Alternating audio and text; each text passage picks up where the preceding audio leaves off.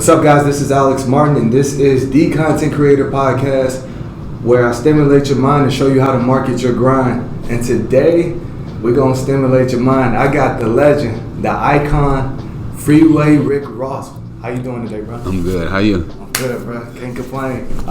No doubt. I can't lie, man. Right now, I'm like, I got the jitters, you know. Because, I see you geeked. yeah, I'm excited. It's like play, man. And first, I want to say thank you. Like, you didn't have to come here, and yet you did it, man. So I appreciate it. Oh, come on, man. This is how I do. You know, everybody's important. Yeah. You know, everybody's movement is important. Even if it's not important to me, it's important to them. And if I don't respect your movement, you shouldn't respect mine. So You're big on respect. Absolutely. Like, that's one of the things, like, when I did my research, you know, one of the things that you said was you just, like, want to respect everybody. You don't want no enemies. No, I don't. Where did that start? I don't know. You know, my mom was always kind of like open, you know, like my house was the place everybody played basketball in my backyard, and we played football on the side of the street, and you know, when we had food, everybody could eat, you know, at our house. So it was kind of like an open society, you know what I'm saying, and a loving environment. Even though, you know, sometimes it was chaotic as well, but I guess I got it, you know, from being around my mom with that kind of openness, you know, the willing to accept other people, and sometimes even if you don't agree with, you know, their philosophies, you know, it was still okay to be friends. Yeah, nah, that's real. That's one of the things I felt like the older generation, like, y'all are better at. Because y'all could disagree to agree on certain issues. Yeah. Our generation, man, they be on some bullshit. You know, everybody. Well, now they want to kill you if they don't like what you say. You Yeah. know, I don't like what you say. I don't like what you wear. You know, I'm gonna kill you. Yeah. So definitely a different time. Speaking of which, I saw you take a picture with Mike Bloomberg. You know, politics is mainly where that happens. So, what's up with that? Well, you know, it was interesting, and I caught a lot of slack behind it off my social media, and you know, I tell my people that you know, I don't work for nobody. Yeah. You know, I never had a job, so I don't really know what it's like to have to take orders from anybody. That's right. And I kind of make my own mind up. You know, I do my own study, my own analyzation. And I'll take other people's opinion, and I'll even chop it up with you about the situation, you know. But at the end of the day, I'm going to go with what I believe, even if I have to take the lick, you know. Okay, I was wrong. Yeah. Spank my ass, you know. Accountability. Accountability, you know. So I got a call, you know, from the mayor of Compton, and she was like, Bloomberg is going to be in town. Would you like to meet him? And you know, all I do is listen to the news. You know, I don't really listen to hip hop or the radio. You know, my station is always tuned to the news because every now and then they'll drop a jewel that'll throw you out front. That's some game right You know what I'm saying? Yeah. I like to hear the people come on, the experts, and talk about, you know, just like the coronavirus. I've been really keeping up with that. I'll go into that afterward. Okay. They got something against us. I'm gonna see what that is. And she called me and she was like, Mike Bloomberg's gonna be in Compton. I was like, Compton? This dude is worth $58 billion and he gonna be in Compton? Yeah. You know, some of our stars never come to Compton. Yeah. You know, I think the last time Dr. Dre was in Compton is when they were shooting straight out of Compton when the incident happened with Suge. Yeah. You know, that's how often they come to Compton. And it's 2020, and that was probably 2013. No, 2014 maybe. That's a long time ago though. It was a while. Yeah. So you got a billionaire coming. So what I'm saying is that people don't come to Compton. Yeah. They don't come to LA, South Central.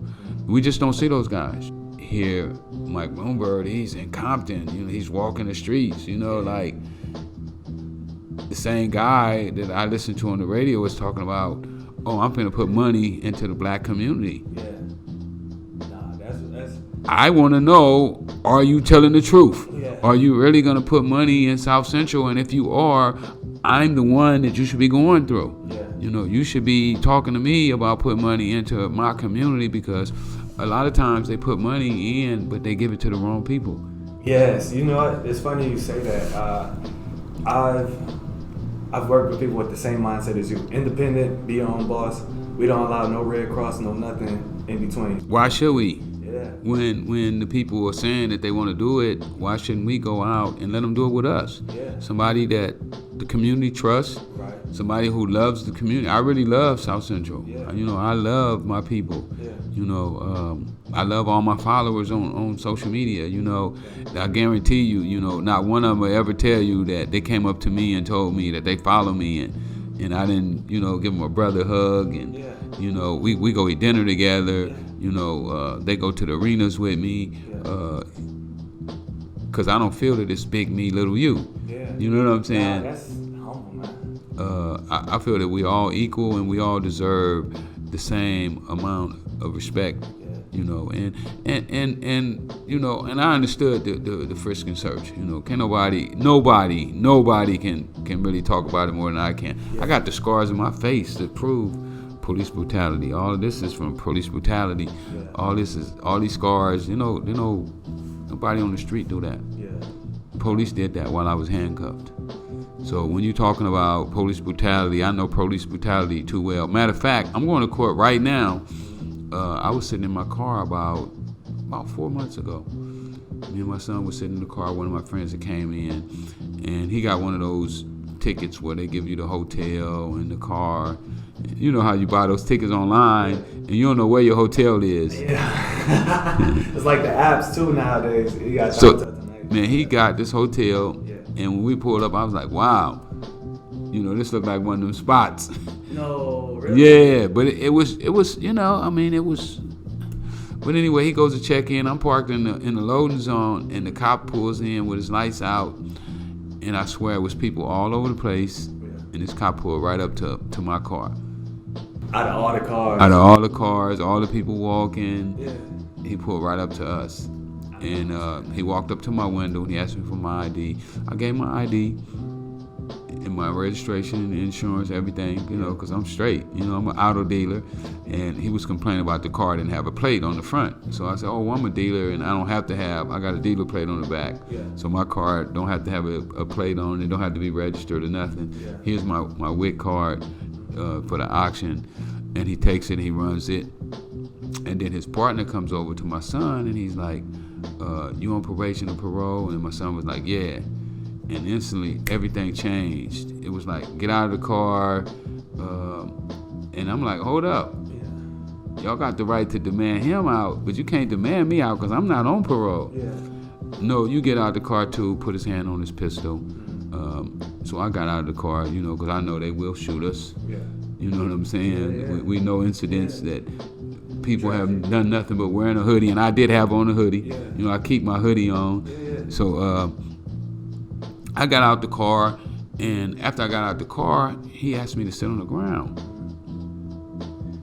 I'm like, I don't sit on the ground. Unless I want to sit on the ground. I don't want to sit on the ground tonight, Yeah. you know? So he said, if you don't sit on the ground, I'm going to take you to jail.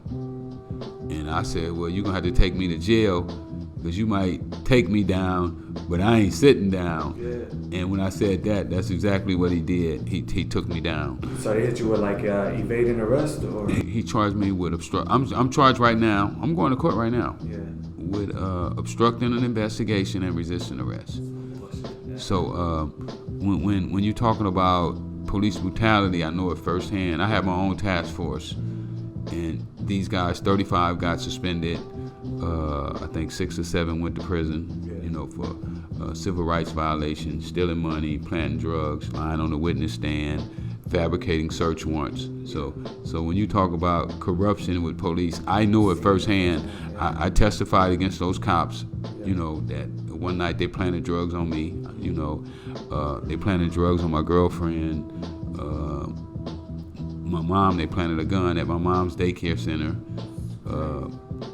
just to take her license. It's just tactics to cause you financial heartache is what they were doing. So when you talk about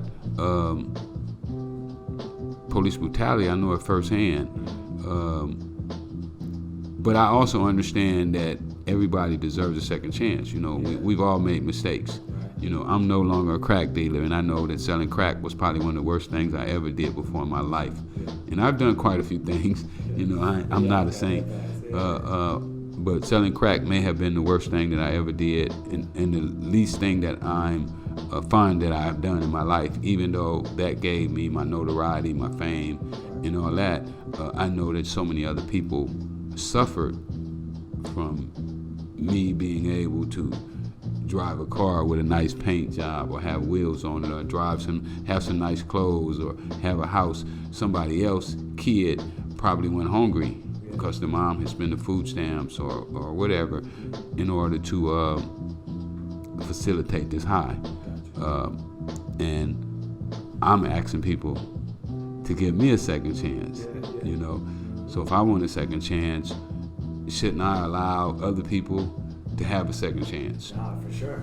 And like that's in a way, like that's avoiding, because we all hypocrites in our own right.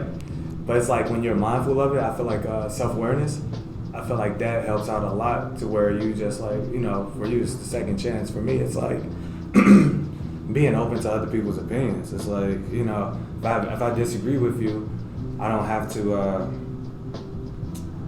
you know, like I don't have to be in my feelings about that shit. Yeah, you don't have to crucify them. Yeah, you know. Detach from it, like, oh, you got your point of view. That's that. Let it, you know, let it live. Right. So, how did the meeting go with Mike Bloomberg? Well, we just met briefly that day. I'm hoping that that the dialogue will continue. Yeah. You know, I don't know where it's gonna go, but at the end of the day, I think that we all should hold him accountable for his words, and we shouldn't just, you know, throw up our hands and say, oh no, I don't want no parts of that. Because one of the things that I like about what he said is that at least he's saying he's going to do something for the black community. Yeah, nah, for sure. No other president has ever said, I'm going to do this specifically for the black community. Yeah.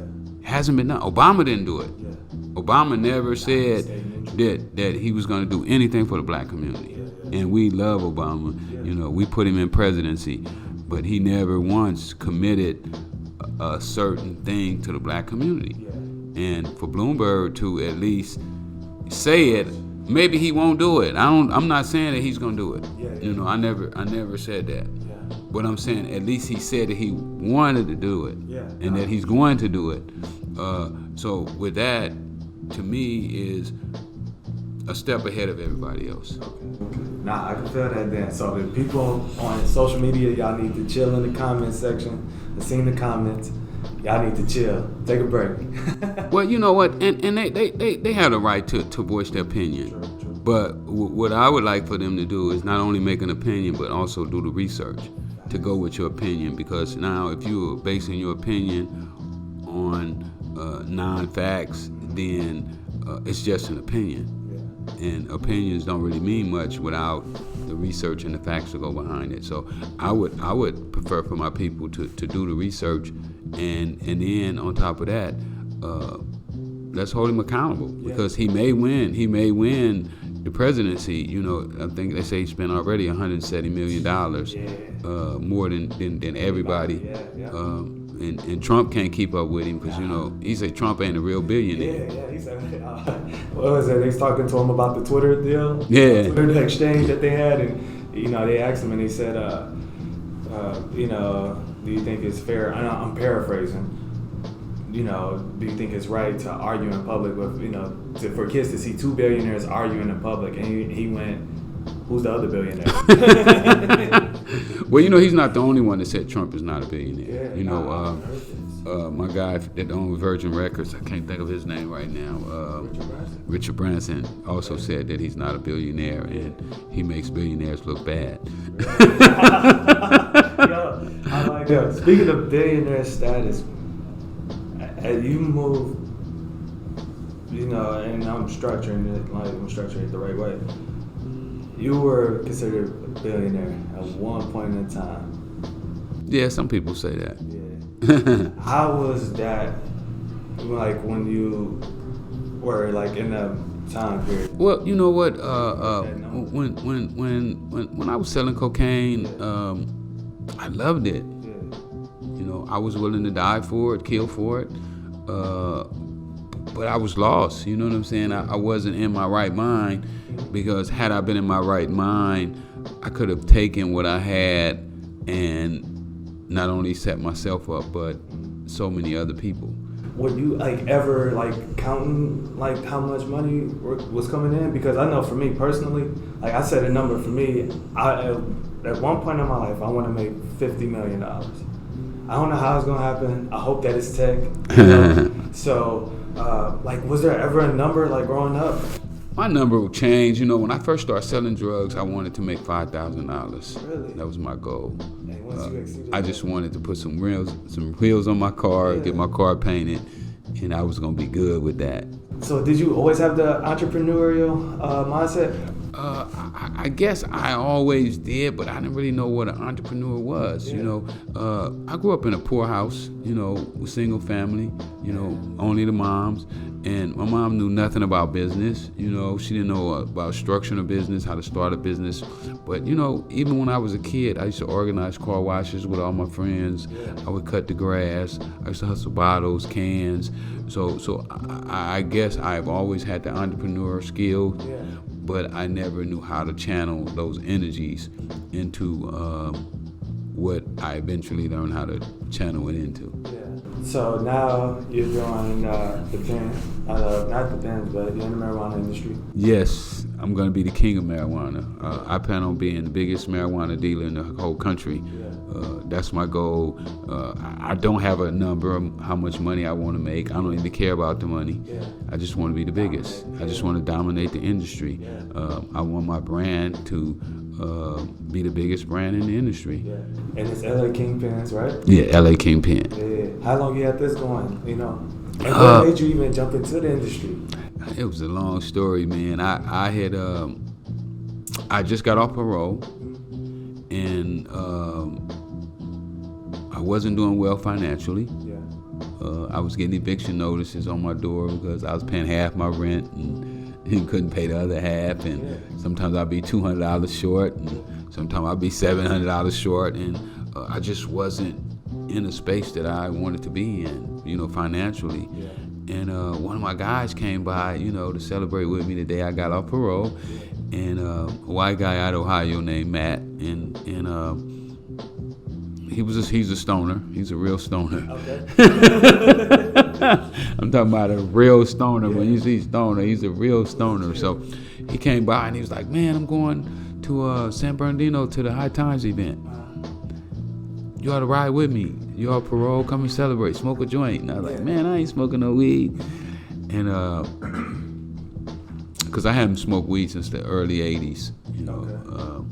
And so, hold on, what year is this that you get off parole? I got off in, I don't even remember what year it was. Probably like, let me see, I did 6 years on paper, so it would have been 09, 10, 11, 12, 13, 14, 15 maybe, 14, 15.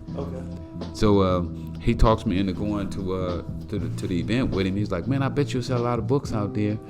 And so I went and grabbed 6 boxes of books, like 200 books, and we headed out, man. And just like he said, I didn't even get in the gate, and they started buying them books. "Man, Rick Ross, man, we love you. Thank you for all you did for us, for your sacrifice."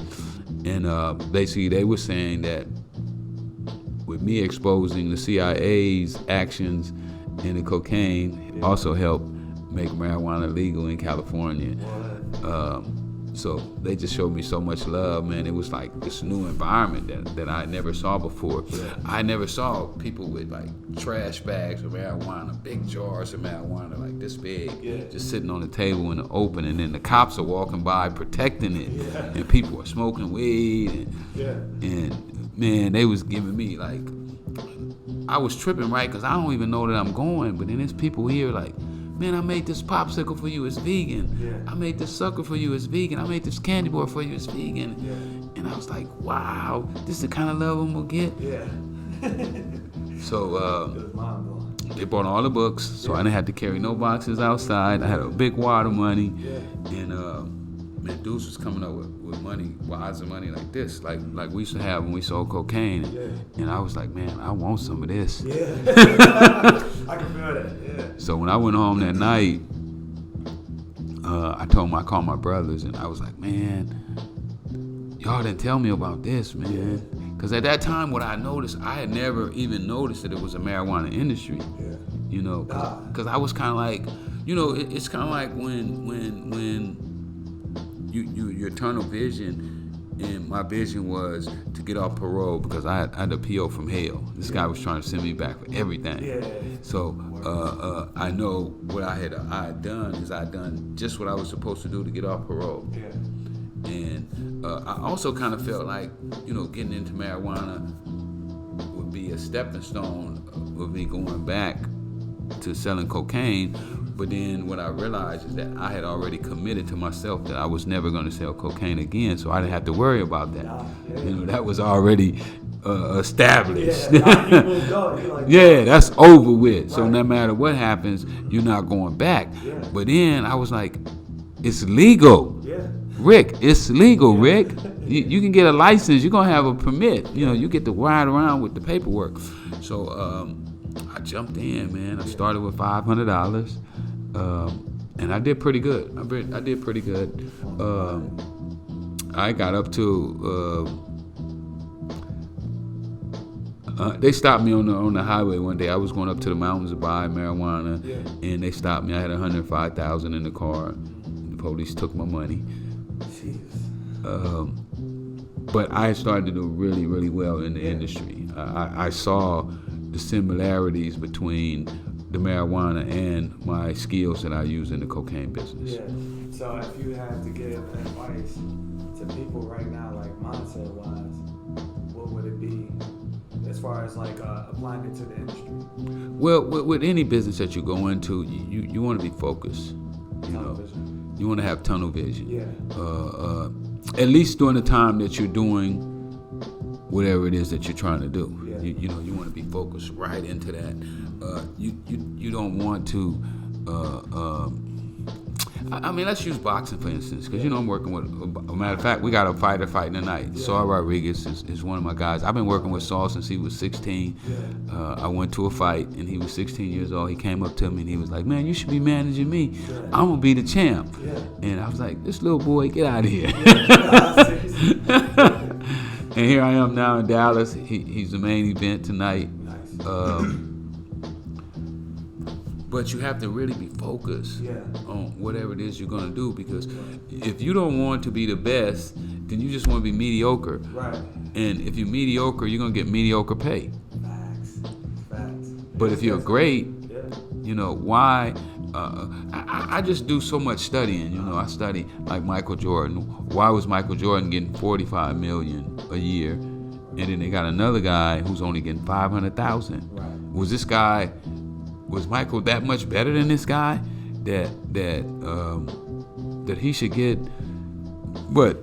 45. That's what 100 times more money than this other guy. So what was the difference? Well, skill set, but Michael focused on what he was doing. This other guy probably was playing around, you know, last one to practice, first one to leave, you know, slacking on all of his workouts, you know, wouldn't do his shoot-arounds like he's supposed to. And that's usually, you know, people say, oh, well, they get talent.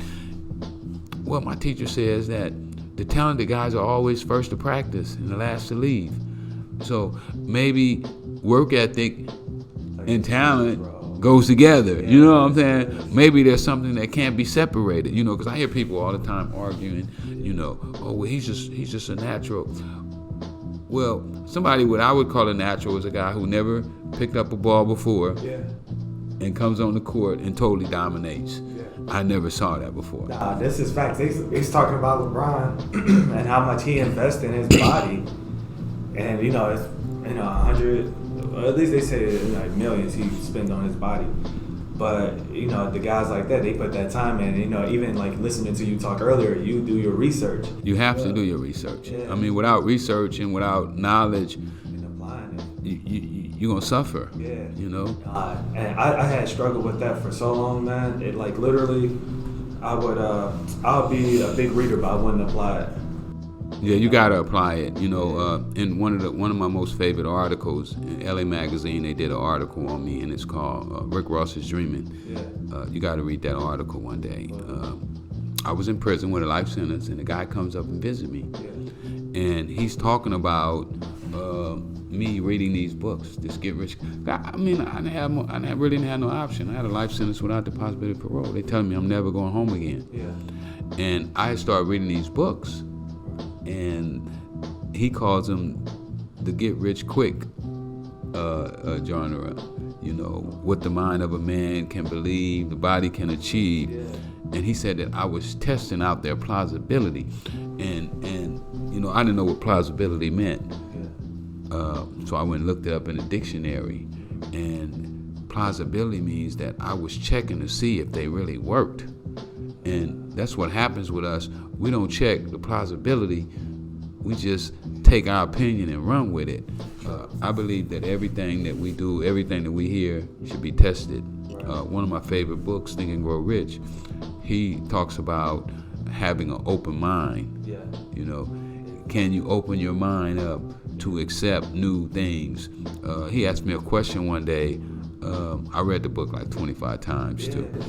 That, and then I know The Richest Man in Babylon. It's another one of my favorites. Yeah. Yes. So you're big into the Get Rich Quick books. You know, Well, I don't even think they Get Rich Quick books, because they don't talk about that you're gonna get rich quick overnight. You know, it's really about the mindset. The mindset, the dedication, the sacrifice, the burning desire, all those things play a big part in becoming successful.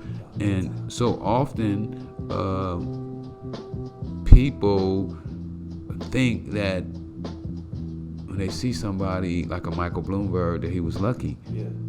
You know, now a Donald Trump, whose daddy and granddaddy was rich, is a different story. But that's why he's been jacking off all their money. Yeah. You know, they say he lost more money than anybody in the bankrupt twice. I think last year they say he lost $800 million or something of other people's money. See, that's crazy. And you know, that's another thing too, man. I hear a lot of guys preaching, and like I can't really speak on it because I haven't applied it yet. But like the whole use other people's money. Oh, I love it. Yeah, I love that. Okay. So but I took it a step further. Okay. So talk about it. See, when I was in prison, that's what they talked about, using other people's money. Okay. So I was like, wow, what's more valuable than money? No. What is it? Their brain. OG talk. Go ahead. Huh? I said OG Listen to me. I'm listening. What's more valuable than their money? Their brain. Yeah. Why? Because their mind generated the money. Wow. That's game. So if you know what they know, you can generate what they generate. It's just like baking a cake. If I show you the recipe to bake a cake, all you gotta do is follow that same recipe. You're gonna get the exact same cake.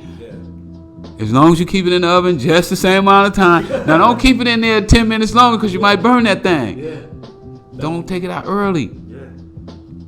Don't put extra milk or eggs, whatever the ingredient, the flour, put just like the ingredients say, you're gonna get the exact same cake. So what I said is, why not use their brain? No, let them keep their money. So I'm pretty sure that you're good with networking then. Oh, I love networking. I'm a networking fool. Which is why you're big on respect. So hold on, come on, man. Like, come on, drop that game. So all right, when you're networking, what's like the first thing? Like, let's just say people skills, because you know. Listen. Okay. Listen more than you speak. Right? Listen more than you speak. Because if you talking and they can't talk, and if they talking and you talking, you can't hear what they said. Right. They say you can't transmit and receive at the same time. So I'm big on listening. You know, I like to do my talking too. You know, but when I'm around people who are spitting game, I listen. Gotcha. You know. I'm good at copying people. You know, somebody say, "Don't be no copycat," But my man said, make sure you copying the right cat. Yeah, seriously. I once heard Shaq say, like this is at the time when I was doing music. He was like, whatever you do a remix. What you saw, throw your spin on there, but make it better. Yeah, absolutely. Absolutely. Yeah. Same scenario. Yeah. So, when we copy somebody, copy the right cat. Because you're going to be copying somebody. Everything that we know, we learned from somebody. Speaking of learning, you're an author. First off, let me say this. I know that you couldn't read as a kid. Yes, I didn't learn how to read till I was 28. Wow. So how did you, what made you get into like reading?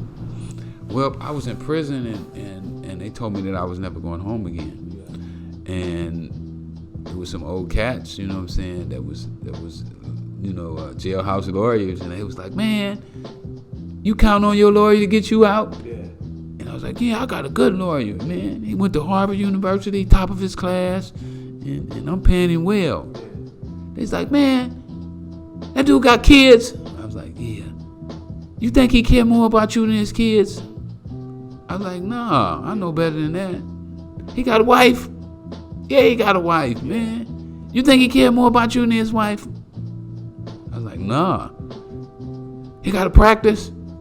I said, yeah, he got his own law firm. Yeah. You think he care more about you than his law firm? I was like, nah, he ain't gonna risk his law firm for me. He got other clients too, don't he?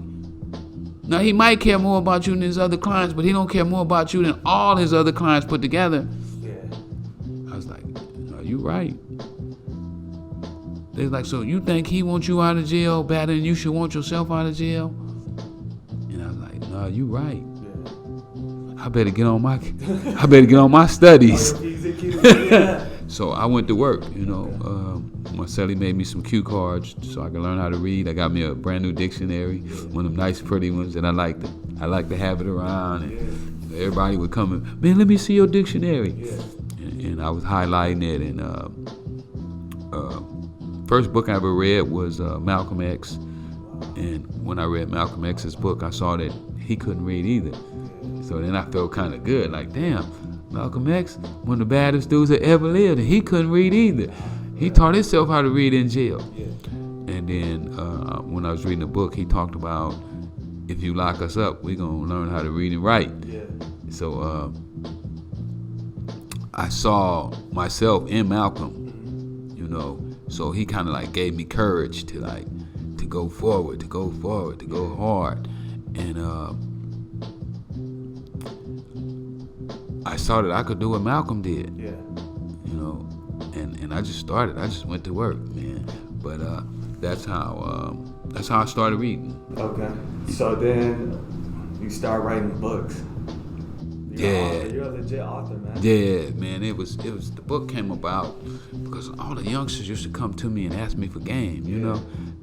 They was going home. So, because when you're in federal prison, you're gonna be in there with a guy that might be going home in 6 months, and a guy with a life sentence might be in the same dorm, might be living in the same space. So these youngsters used to come to me all the time, and they would be like, Rick, man, I never made $10,000 selling drugs. How was you able to make so much money? And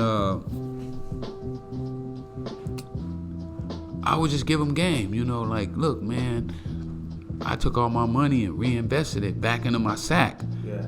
I didn't want a car. Yeah. I wanted a bigger sack. Yeah. I started working to get a pound. First, I started with an eighth. I had 125. My partner had 125. So we started with an 8, what we call the 8-track. Yeah. And from the 8-track, I wanted to get a 7. And from the 7, I wanted to get a half ounce. And then I wanted to get an ounce. And I just wanted to get bigger. And I kept pooling all my money. The only money that I would take out was money that I was eating off of. Yeah. And I told him that was really my secret to being successful. And later on, I learned that they call that compound interest. Right. Where you compounding your money back into the business. Then when I read Richest Man in Babylon, he said specifically that you're supposed to take that money out for yourself. Every time. Don't spend all your money on things that will be soon forgotten. I think it's his correct words. You know, like you buy a pair of shoes, you wear them for a year, and they gone, and you throw them away. You forgot all about them. To take your money and buy things that you can remember. You know, things that's gonna last, things that's gonna be around, that's gonna hold value. And that's basically what I did in the cocaine business, but unconsciously did it. So now I can consciously do those things because I know that these are the things that I should be doing.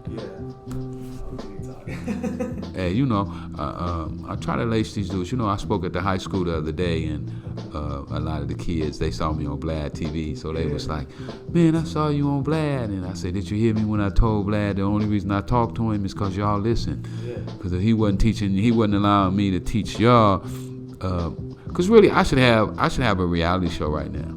You know, they should. I see you doing casting. I am. I'm starting one, but I should have been had it. Really, we should have documented my whole journey since I got out of prison. I mean, it was a hell of a journey. You know, Floyd Mayweather picked me up from the halfway house. Yeah, so you're talking about, it's been a journey that we could have got a lot of lessons from. It's been a lot of lessons lost. And that's kind of like this book, The 21 Keys. The 21 Keys is kind of like those journeys. Cody rode with me every day. Sorry about that. Cody rode with me every day, and he took notes, you know, of my journey. But I just wondering how much better it would have been if it would have been on film, you know. Because people love film more so than they like to read a book. Visual learners. But these books are definitely treasures. And I just shake my head that people are really slipping on these books because when I wrote these books, I was trying to let them into my head.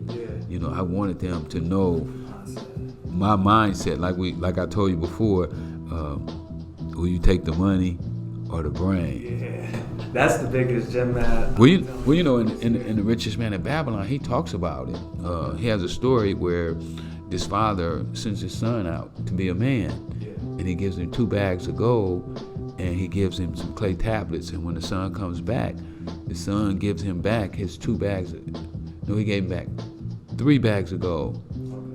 And he said, for the clay tablets, I think I'm going to give you 6 bags of gold because this is how much more I value your wisdom over your money. So basically what this kid was telling his dad was that your wisdom was 6 times more valuable to me than your gold was. And it's so important that we learn that because sometimes the only thing we're after is the money. And I'm saying, get the wisdom. The money will come. I tease people sometimes. I was talking to somebody the other day, and I say, you know, when I go and do a deal, I had the money right here, and then I had that bat right here. So if you don't take that money, I'm going to put that bat on you.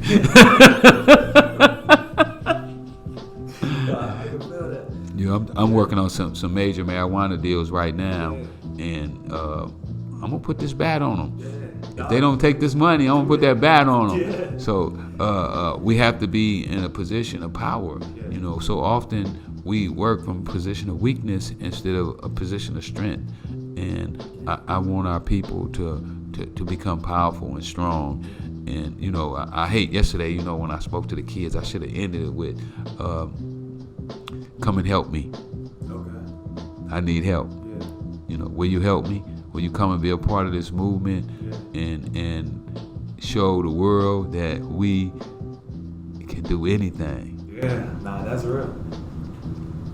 So then, do you think down the road, do you think you would ever do like an online master class in a way? I want to do that. I want to do an online master class. Or a TV show. Matter of fact, I'm talking to a network right now, Impact Network. I'm going to meet with the owner, and maybe he'll let me set something up like that. I have been trying to do it. I tried to do it. I got all the way to the president of BET with the show too, where I was going to be taking kids that was about to go to jail, and the judge would give them one more chance and let them come and work with us, and I help them get their life back together. And BET dropped it at the last minute and said, "Oh no, it's too serious." Too positive. I like, yo, that's the one thing I don't understand. But then that's where we come in. We take over. Like you said, we do our own thing. Yeah, we got to. We can't count on other people to look out for us. Yeah. You know, just like I couldn't count on my lawyer. My lawyer, when I found the issue that eventually got me out of prison, the lawyer who went to Harvard said I was wrong. If I would have listened to him, I would still be sitting in prison right now. Just luckily that I had enough confidence in myself and my reading ability and my understanding of the law that I said, no, put it on the record. Because he didn't even want to put it on the record. Yeah. And if you don't put it on the record, you can't appeal it. Really? Man, I mean, you know, what y'all got to realize is when you hear me talk, you hearing a guy with less than a second or third grade education going by the school system. Yeah. You know, if you went to my records, they would say that I was retarded. Yeah. And when you hear me talk right now, I know I don't sound retarded no more. No, man, you're like literally, you're the wisest guy I've met. Man, that's same forever. You know, other than that, it's my dad. You know, like this is not me just like talking. So you ain't stroking me, bro. I'm mind blown right now. Like I'm sitting here in shock and literally just like, man, it's a lot that you can learn. And like you said, like the brain, it's literally like I want to be next to you, Mr. Ross. Like, yeah. Well, you know, our brain is our most valuable asset, yeah. And so often that we forget how powerful the human brain is. I mean, the brain sends rocket ships out of space. Yeah, and even then, like we build the computers, and even like with AI, I'm pretty sure you're aware of it.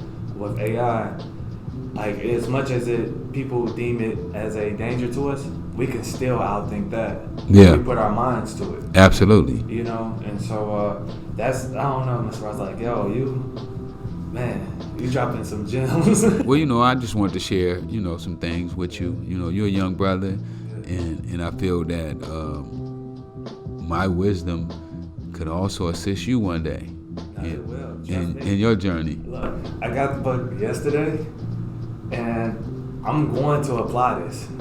You know, literally. And you should check out its plausibility. Yeah, plausibility. Yes, sir. You should check its plausibility to see, is he lying or what? No. I want to know. But you should want to know. Yeah. Is he lying? Yeah. Is he telling the truth? Yeah. You know, so often though, and we take other people at face value. Yeah. You know, they tell us something, and we believe that shit. Yeah.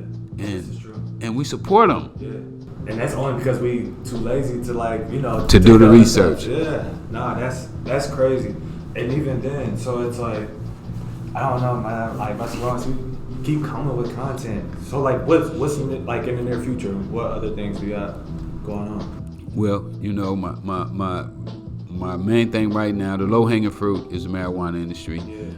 I think I got the deal worked out last night with the company that's gonna do the do. Yeah. You know what I'm saying? They gonna take the cash. Yeah. So they don't feel it. They're not gonna get the raft, but it's gonna be a bunch of them that have to fill the raft. Yeah. I'm gonna keep touring with my book. Yeah. How many press media like companies have you went to over the past few days? Because I know your hustle is intense. Man, I just left Oakland. Yeah. You know, I did about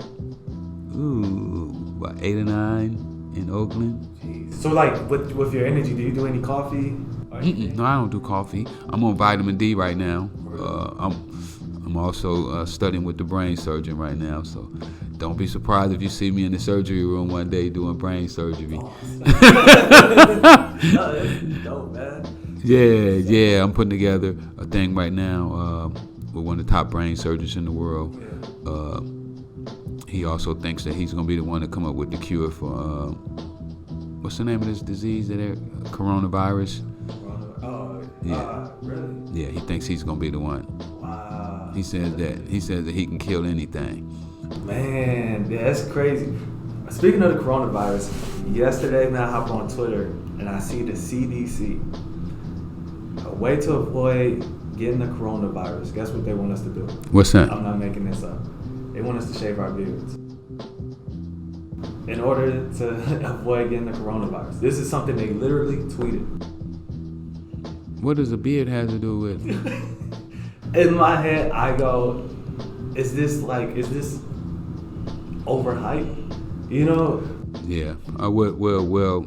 You know, matter of fact, we talked yesterday. Me and the doc and one of my other partners was on the phone yesterday talking about it, and he said that the coronavirus is definitely a disease that nobody really knows about yet. Really? It has some components that they never saw. You know, he says it has like claws on it. Where it sticks to your body, it grabs you, and it holds itself to you. So it's definitely a disease that nobody really knows about, and he says it's gonna probably be a pandemic. Wow. Yeah, and I'm hearing that too. It's crazy, but I don't know, man. I'm just like, if anything, you got like, it's making me more of a germaphobe in a way. Yeah. Like, I'm catching myself washing my hands more than I usually do, and even in like more showers. But then, so yeah, it seemed like you're getting heavily into the medical field, if anything. Yeah, I am. I mean, well, you know, the goal is to help the people. Yeah. You know, it's not really to make money. I mean, I want to make money. I need money to pay my bills. Yeah. But you're pro the people first. But I'm pro the people first. You know, I wouldn't, if I came up with a vaccine, the doc come up with a vaccine and I had something to do with it, it wouldn't be where he would be gouging. You know, I definitely would not be happy with gouging the people. Yeah. You know, I would definitely want it to be distributed, you know, fairly and equally, you know. Yes. Yeah. So, and I'm hoping that I'm the one that helps him put this facility together. He doesn't. Right now, he has a vitamin D that he created that clears the mind from autism, Alzheimer's, how you pronounce it, autism, Yeah. the boxers. He got in touch with me because he saw me working with boxers. Yeah. So he reached out to me. Yeah. He saw me with the boxers. So he reached out to me. He said, you know, I can help your boxers. Yeah. And I was like, what you mean? He said, you know how they be slurring and punch drunk and whatnot. He said, I can clear their head up. I can get all those black spots out their brain. And I was like, what? And so I jumped on a plane the next morning and went and met with him. And we sit down and he bought me lunch and we talked. And he told me about some of his concerns and some of the ways that this system has treated him. Yeah. You know, he's a black man, so he's... I was starting to ask that question. He felt that the system hasn't treated him fairly. Yeah. You know, he's come up with things and they've taken them from him. And I mean, kind of like me, you know. Yeah. They took my name. Yeah. You know, they took my story. Yeah. You know, the TV show Snowfall, that's about my life. Yeah. #1 TV show on TV. I'm not getting a dime from it. Yeah. Not even a consultant credit. Yeah. Speaking of which, like, the impact that you have had on culture, you've watched these things happen. Do you care about it at all? Kinda, you know. I mean, I feel flattered, you know, to have had such an impact on society. But now I want to have a positive. I want my grandkids to be able to say, "Yeah, my granddad, he sold cocaine for a little while." Yeah. You know, just for a little while. But look at all the other stuff he did. Yeah. Nah, When the coronavirus hit the world, he was one of the ones that helped stop it. Yeah. You know what I'm saying? Could you imagine how my grandkids would feel if they was able to say that? That's legacy. You know, like, my granddad was a part of that. Yeah. So those are the kind of things that I want to do right now. Yeah. You know, those are the things that I want to be remembered for, you know. And you know, I know they're going to probably throw up the cocaine, you know. Oh, he sold drugs. Yeah. That's the haters, though. They only gonna focus on the negative. Yeah. Like, I'm looking at what you're doing right now, and I'm like, I'm just amazed because I'm like, as an OG, like, you literally, like, I know your work ethic. You probably put in 100 hours a week minimum. Probably so, or maybe more. Yeah. But like, for me, man, I'm looking at things now because I'm like, I just want to increase my work ethic, and you know, that's one of the things like you spoke on. And you got to enjoy it. Got you. You know, when you enjoy it, then you don't want to end it. Got you. That makes sense. Yeah. You know, you want it to just keep going. Like, this is it. Yeah. You know, this is my ultimate high. It drives you in a way. Yeah, exactly. Yeah. Exactly. So what other things you got your hands on as well? Oh, you know, I got my clothing line. This is clean. This is my clothing line. Yeah. Feel the material. Hey, dude, that's hella nice. Yeah. So I'm planning on bringing like top quality clothes. Yeah. for rock bottom prices. I mean, the same thing I did in the drug business. You know, I wanted to have the best cocaine I could get and sell it to them as cheap as I could sell it to them. So I'm doing that. I got the clothes going on. I still do my motivational speaking. Where can people buy the clothes? Oh, they can get it at my website, freeway.rickyross.com. Also, you can get the book. You can get both the books. You can get both the books there. I also do cars. I got a car lot. I heard you say that. I sell cars. What else am I doing? Oh, the movie. I'm working on the movie right now. We've been wrestling with the script for about 3 years. Yeah, because I want this story to be told the correct way.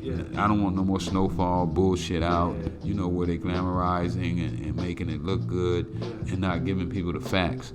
I want kids to be able, when a kid read this book and he's thinking about getting into the drug business, he gonna know exactly what he's getting into.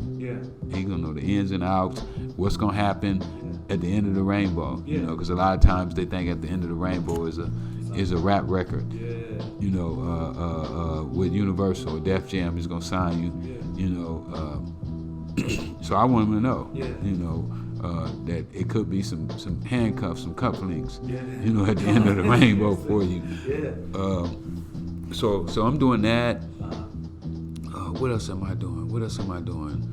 I'm working on 2 reality shows. The boxing. How many hours of sleep do you get, man? I get about 4 most days. 4. So you I'm assuming you're a part of the marijuana industry. You obviously smoke, but then do you? I eat. You eat good. I don't eat no alcohol. No alcohol. I never drunk.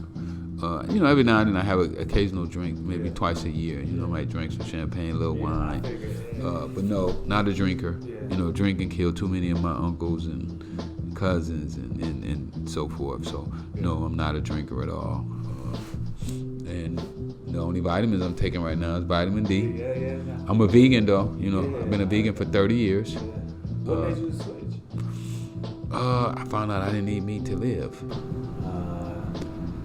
But then, did anybody come to you with that idea? Like, hey, you should try this? One of my friends did. He made me a bet that I couldn't do it for 6 months. What was the $100. $100, really? Yeah, he made me a $100 bet that I couldn't do it. I won the $100. I spent that 100.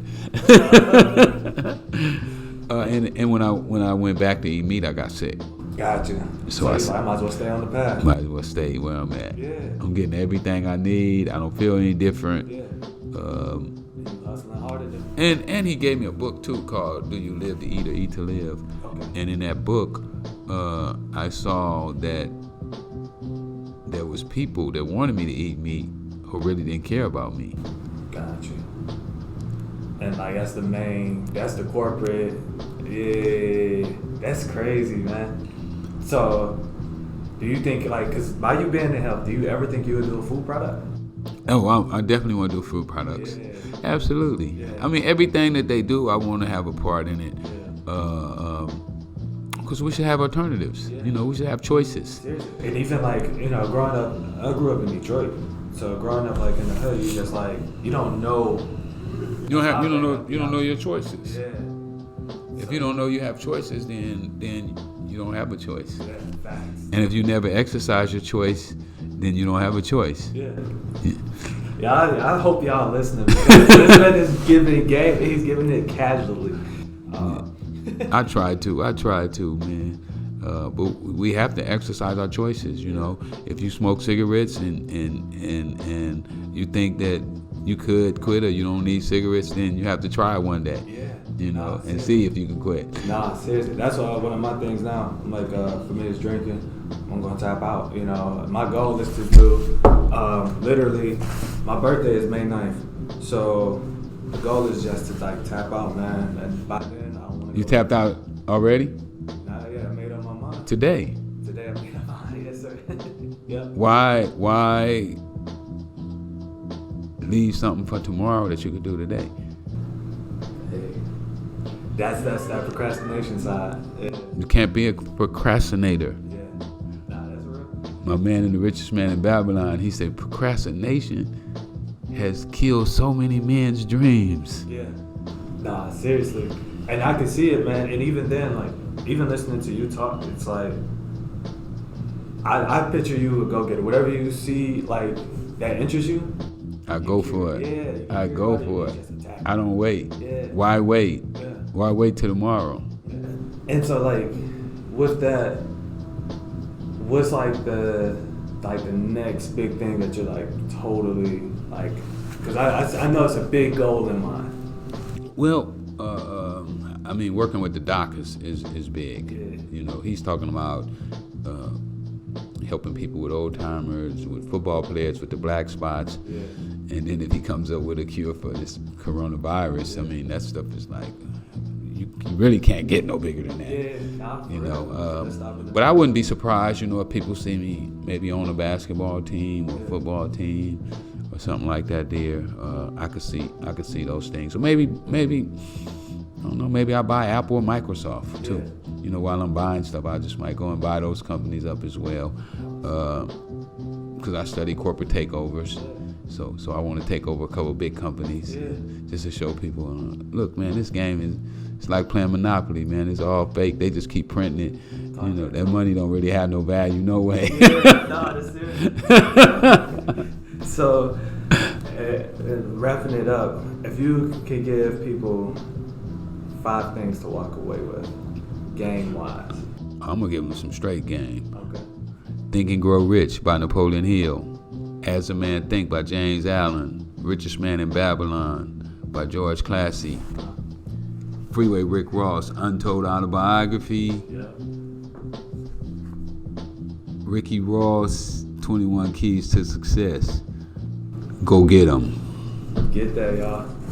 Man, I appreciate you giving me the time, the opportunity to, like, just. I'm glad to see you wrote in, man. I like to see young brothers getting it, man, and I hope that I'll be able to mentor you and you mentor me. I'm gonna stay in touch, brother. You better believe it. It's a sharp mind sharpen each other. Yeah, and like you said, the brain, like literally, I want to. Let him keep his money. Yeah. Keep your money. I don't want your money. I'm gonna give you some money. Yeah. I'm gonna give you some money. Yeah. I want that brain. Yeah. No, for sure, Mr. Ross. Where can people follow you at? They can follow me at Freeway Ricky on all social media. I'm trying to hit that 200,000 mark right now, so go check me out. I'm gonna hit it anyway. It's that thing starting to grow, and the internet ain't caught up with me yet. See, I got the internet tricked. Yeah. I'm running a trick on the internet, and they don't even know yet. Yeah. I've been had a thing that I've been doing since I've been home is taking pictures with random people, just anybody. Yeah. Because what I peeped out is that the stars don't take pictures with common folk. Yeah. They don't want to be around you. That's why they don't date you. Yeah. You know, they always date. Look at it. Look who they date. They date each other. Yeah. Oh, I'm dating this one because he raps, and I'm dating her because she's a singer, and Yeah. I date him because she's a movie star, and she's a singer. But they don't just go out and date common folk. Yeah. And it's some nice looking, smart, intelligent people who walk the streets every day. They just never had a break. Yeah. You know, nobody never gave them that break. Seriously. So that don't make you a bad person because you never had the break. Yeah. But so often our people put themselves in these classes and they don't. It's like limited in the way, limited thinking. Absolutely. And so like you exposing people to different platforms, different levels. Absolutely. This is what you're capable of. Absolutely. I love that, man. Like, you don't have to do that, and yet you doing it. I love it though. Yeah. I love to see that light bulb come on in the head. Like, y'all, oh, I got it now. That's so dope, man, because it's literally like, for me personally, I'm like, sky's the limit. Sky's the limit. Sky's the limit. Why put a limit on yourself? That's just not being open. Yeah, Bill Gates ain't no smarter than you. That's fact. I mean, his daddy was a patent lawyer, you know, who knew how to patent ideas and so forth. And so somebody came to him with an idea, you know, and he took it to his daddy and got it patented. Yeah, no, seriously. And that's all about who you're around at that point. It goes back to what you were saying earlier. You got to be around the right people. Come on, y'all. Come on. It's a lot of game, man. Y'all better peep it. I love y'all. Hey, so thank you, Mr. Ross. This is the Stimulated Podcast, the Content Creator Podcast, where we stimulate your mind and we show you how to grind. Take notes, follow Mr. Ross, follow me at I am Alex J. Martin, and follow the podcast at The Content Creator Podcast. That's on all platforms. Thank you. Peace.